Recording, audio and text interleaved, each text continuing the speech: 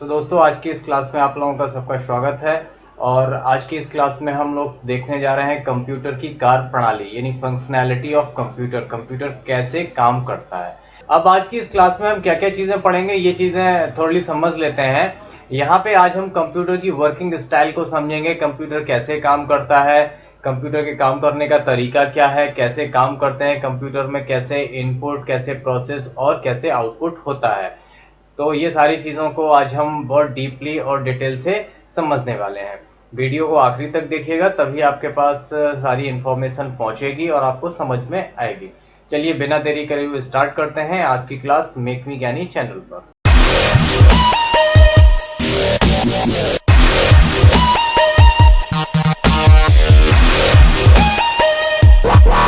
दोस्तों यहाँ पर लिखा हुआ है फंक्शनैलिटी ऑफ कंप्यूटर यानी कंप्यूटर की कार्य प्रणाली। लिखा हुआ है सभी प्रकार के कंप्यूटर एक खास प्रणाली से अपना काम पूरा करते हैं, यानी सभी कंप्यूटरों के काम करने का एक स्पेशल एक विशेष तरीका होता है और इनका कार्य करने का तरीका सभी कंप्यूटरों में एक समान ही रहता है।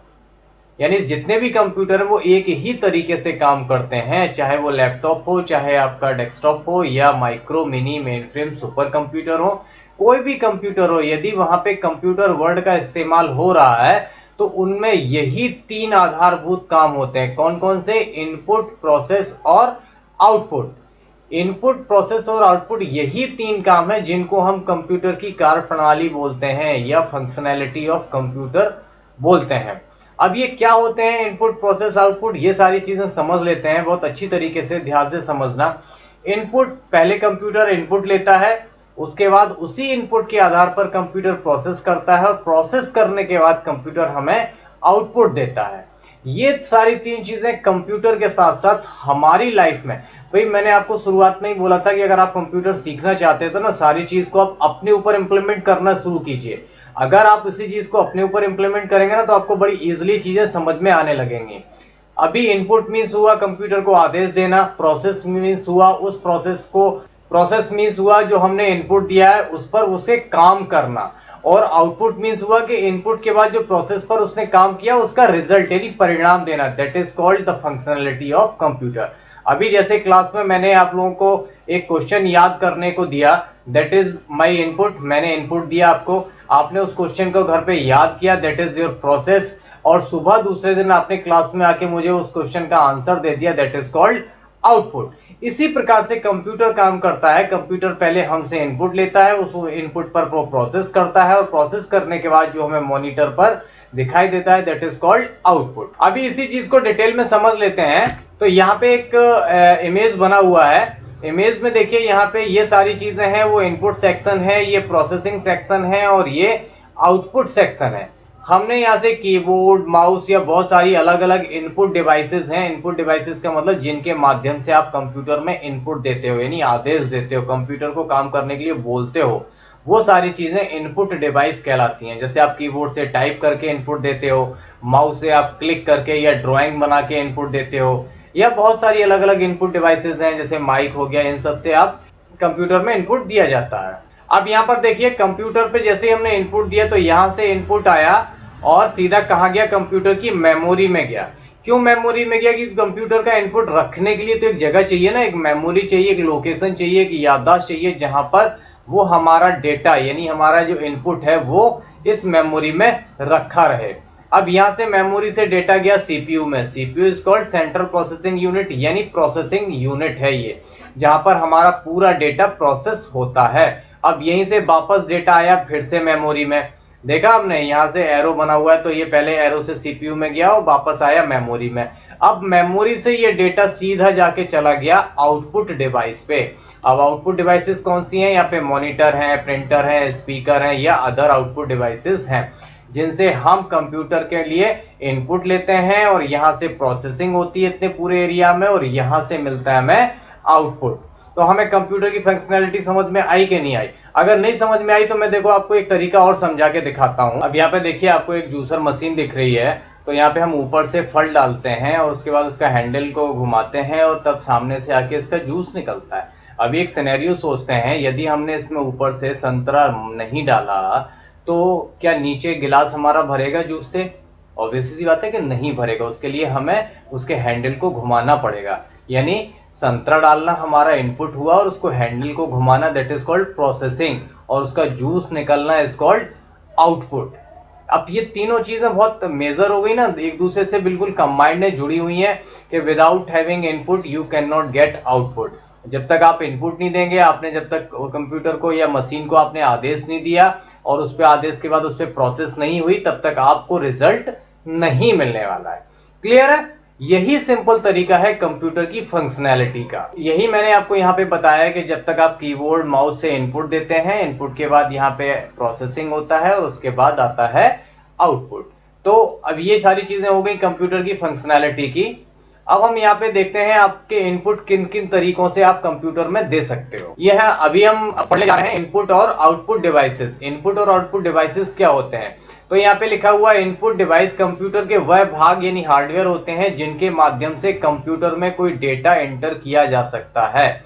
इनपुट के लिए हम कीबोर्ड, माउस इत्यादि इनपुट डिवाइसेस का प्रयोग करते हैं। साथ ही कंप्यूटर को सॉफ्टवेयर के माध्यम से भी कमांड या निर्देश देते हैं। ऐसी डिवाइसेस को हम आईओ डिवाइसेस कहते हैं। आईओ डिवाइसेस मतलब इनपुट आउटपुट डिवाइसेस।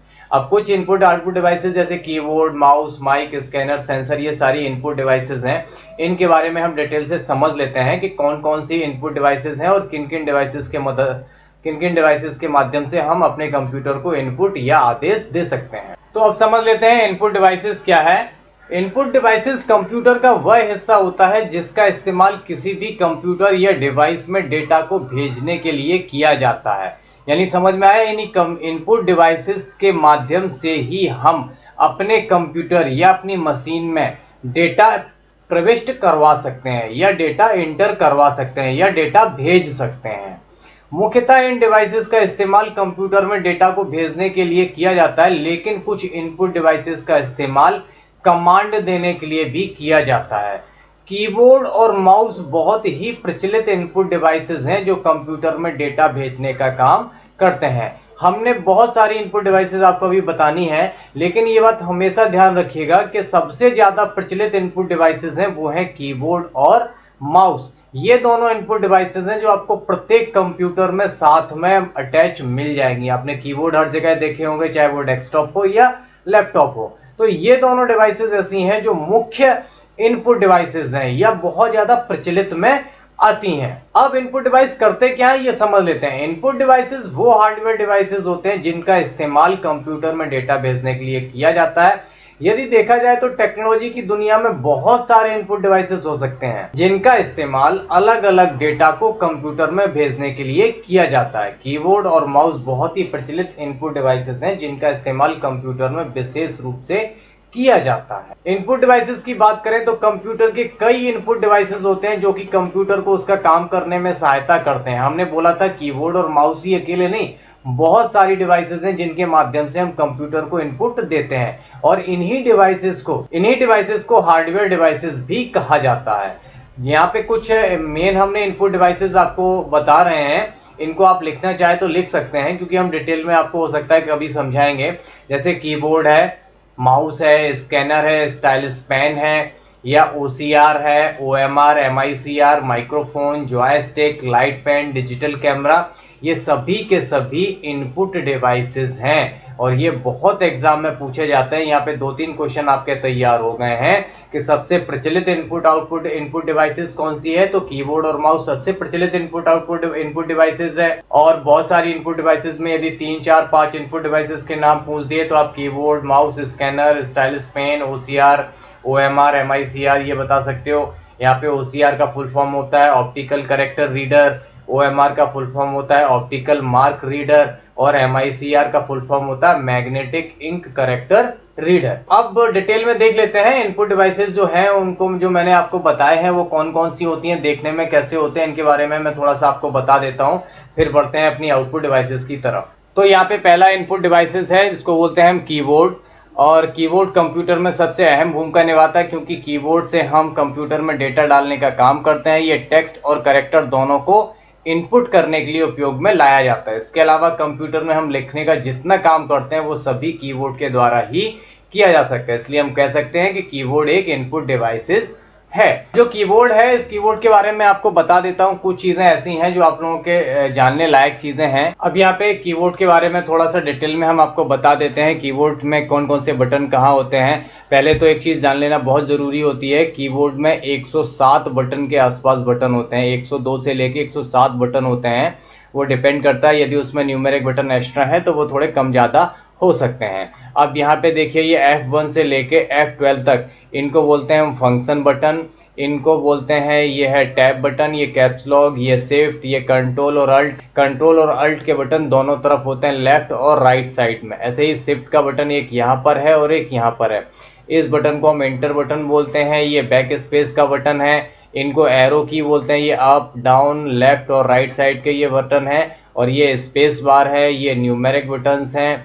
और ये सारे आपके अल्फाबेटिक्स बटन हैं। तो ये हमारा कीबोर्ड हो गया, जिससे हम कंप्यूटर में इनपुट देते हैं। अब कीबोर्ड में जो बटन्स होते हैं वो हमने आपको बताया। कीबोर्ड में अल्फा न्यूमेरिक बटन्स होते हैं, जिनमें अक्षर, संख्या, विराम चिन्ह, गणितीय प्रतीक शामिल होते हैं, जो लगभग सभी कंप्यूटर संचालन के लिए उपयोग किए जाते हैं। संख्यात्मक यानी न्यूमेरिक बटन जो 1 2 से लेके 0 से लेके 9 तक होते हैं। कर्सर की मतलब अप एंड डाउन करने के लिए यूज होते हैं, इनको कर्सर बटन्स बोलते हैं। कंट्रोल की जैसे होता है बैक स्पेस है, कंट्रोल बटन, अल्ट बटन, इनको बोलते हैं कंट्रोल बटन। और उसके बाद आते हैं फंक्शन बटन, जो F1 से लेके F12 तक होते हैं। तो दूसरा इनपुट डिवाइसेस है आपकी माउस। माउस कीबोर्ड के बाद दूसरे नंबर पर आता है। इसकी मदद से हम कंप्यूटर में किसी भी शेप को बना सकते हैं, यानी आकृतियां बना सकते हैं। और माउस पॉइंटर के द्वारा किसी भी एप्लीकेशन को आसानी से खोल और बंद कर सकते हैं।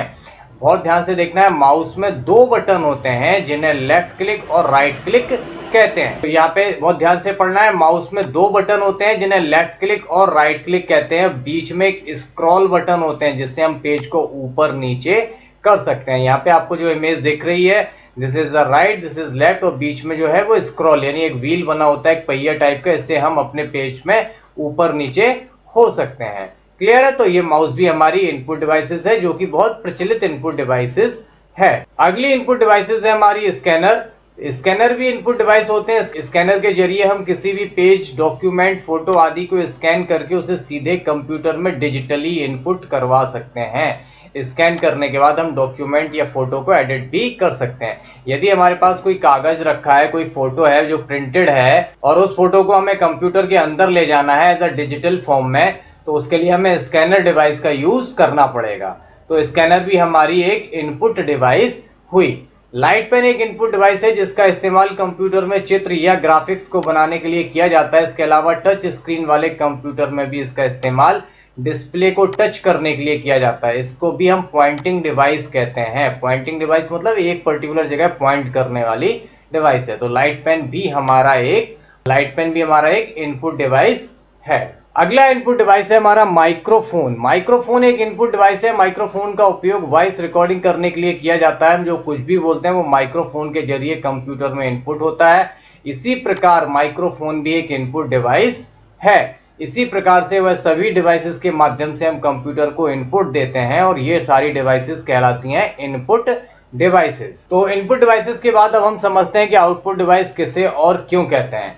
देखा है आउटपुट डिवाइस किसे कहते हैं, लिखा है कंप्यूटर को इनपुट देने के बाद हमें जिन डिवाइस के जरिए रिजल्ट प्रदान होता है, यानी हमारे इनपुट पर जो परिणाम में निकलने वाला है, जो उसका रिजल्ट निकलने वाला होता है, उन डिवाइसेस को हम आउटपुट डिवाइसेस कहते हैं। जैसे मॉनिटर है, प्रिंटर है, प्रोजेक्टर है, स्पीकर है, ये सभी इन आउटपुट डिवाइसेस के उदाहरण हैं। इन आउटपुट डिवाइसेस की मदद से हमें कंप्यूटर से आउटपुट मिलता है। अब देखते हैं कि आउटपुट डिवाइसेस इन्हें क्यों कहा जाता है और कौन कौन सी होती हैं। तो पहली आउटपुट डिवाइसेस है हमारी मॉनिटर। ये मॉनिटर हमारा सबसे महत्वपूर्ण आउटपुट डिवाइसेस है। बिना मॉनिटर के हम कंप्यूटर को अधूरा मानते हैं। इसके बिना कंप्यूटर का यूज कर पाना संभव नहीं है। हम कंप्यूटर को जो भी इनपुट देते हैं आउटपुट के रूप में, कंप्यूटर हमें मॉनिटर के जरिए वही आउटपुट मिलता है। यानी इनपुट करने के बाद आपने टाइपिंग किया तो वो टाइपिंग कराया कहाँ दिखता है डेटा? स्क्रीन पर, यानी मॉनिटर की स्क्रीन पर। तो मॉनिटर हमारा सबसे मुख्य आउटपुट डिवाइसेस हुआ। यह दिखने में बिल्कुल टीवी की तरह होते हैं। वर्तमान समय में अब कई प्रकार के मॉनिटर मार्केट में उपलब्ध हैं, जैसे एलईडी, टीएफटी और सीआरटी। अब यहाँ पे इनके फुल फॉर्म आप लिख सकते हैं। एलईडी का होता है लायोड एमिटेड डिस्प्ले, टीएफटी का होता है थिन फिल्म ट्रांजिस्टर, और सीआरटी का होता है कैथोड रे ट्यूब। ठीक है, तो मॉनिटर हमारी आउटपुट डिवाइस हुई। अब बढ़ते हैं अपनी अगली आउटपुट डिवाइसेस की तरफ। अगली आउटपुट डिवाइसेस हमारी प्रिंटर। प्रिंटर का उपयोग किसी भी डेटा या फोटो को पेज में प्रिंट करने के लिए किया जाता है।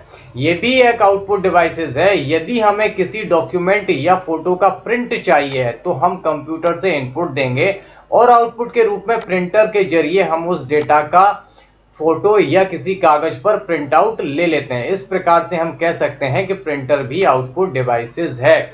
अब यहाँ पे दो चीजें समझने वाली होती हैं कि मॉनिटर और प्रिंटर दोनों आउटपुट डिवाइसेस में थोड़ा अंतर क्या है, क्योंकि आउटपुट हम दो प्रकार से लेते हैं।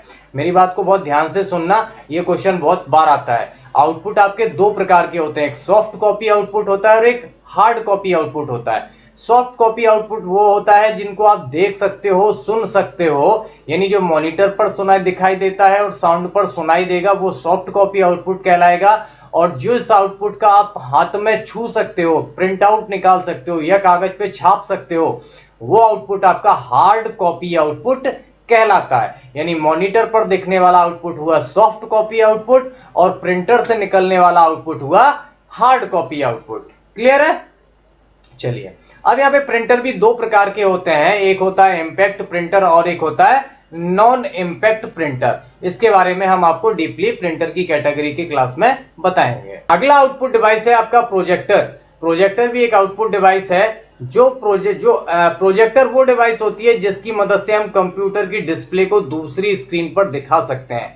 हम कंप्यूटर के डिस्प्ले को बड़ी स्क्रीन पर देखना चाहते हैं तो इसके लिए हमें प्रोजेक्टर की आवश्यकता पड़ती है। इस प्रकार से प्रोजेक्टर भी एक आउटपुट डिवाइसेस है। यदि आप चाहते हो कि आपका जो कंप्यूटर की स्क्रीन है, आपके जो मॉनिटर की स्क्रीन है, वो एक बड़े पर्दे पर या बड़ी स्क्रीन पर दिखाई दे, तो उसके लिए हम ये प्रोजेक्टर मशीन का यूज करते हैं। ये हमारी डिस्प्ले को वाइड करके यानी बड़ा करके किसी एक अच्छी जगह पे दिखा देता है। That is called projector. अगला आउटपुट डिवाइसेस है आपका स्पीकर। कंप्यूटर पर हम स्पीकर के द्वारा उसमें बजाए जा रहे म्यूजिक को सुन सकते हैं। स्पीकर का इस्तेमाल वीडियो की आवाज, गाने या रिकॉर्ड की गई आवाज को सुनने के लिए किया जाता है। जब हम कंप्यूटर में वीडियो देखने या म्यूजिक सुनने के लिए इनपुट देते हैं तो स्पीकर की मदद से ही हमें उसका आउटपुट मिलता है। इस प्रकार से स्पीकर भी आउटपुट डिवाइस है। यानी जो हमें स्पीकर से आउटपुट मिलेगा वो कौन सा आउटपुट कहलाएगा?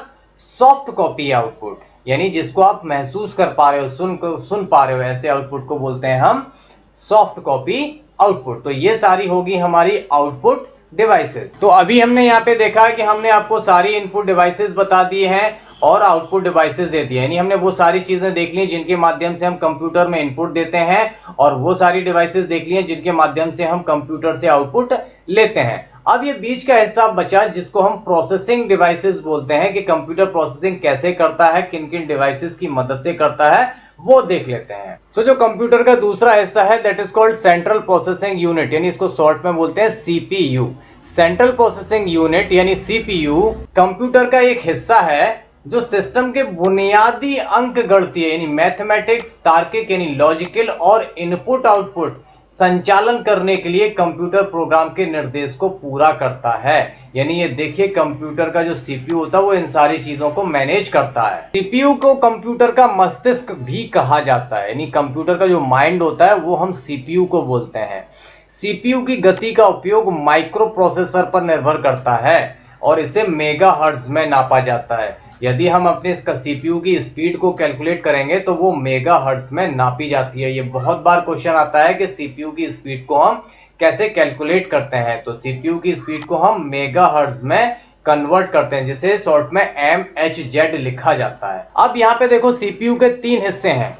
सीपीयू तीन भागों में विभाजित है जैसा हमने आपको बताया था। पहला सीपीयू का हिस्सा हो गया, उसके बाद मेमोरी हुआ और उसके साथ साथ एक दो चीजें और होती हैं। अब ये अकेला सीपीयू सब कुछ नहीं करता है। सीपीयू पूरा दिमाग तो हो गया बट सीपीयू के साथ कुछ हेल्पिंग पार्ट्स भी होते हैं, जैसे मेमोरी हुआ, ALU हुआ। ये सब क्या होते हैं, क्या करते हैं, ये देखते हैं। सबसे पहला सीपीयू का जो हिस्सा है that is called arithmetic logic unit यानी ALU। कंप्यूटर में एक अर्थमेटिक लॉजिकल यूनिट एक डिजिटल सर्किट होता है जो अंक गणितीय और तार्किक संचालन करता है। यानी कंप्यूटर में जितने भी लॉजिकल और मैथमेटिकल ऑपरेशन होते हैं वो सारे के सारे ALU द्वारा ऑपरेट किए जाते हैं। हम जितने भी गणित के काम करते हैं, जितने भी ट्रू फॉल्स करते हैं, ये लॉजिकल काम करेंगे, वो सारे के सारे एएलयू के डिपार्टमेंट से होते हैं।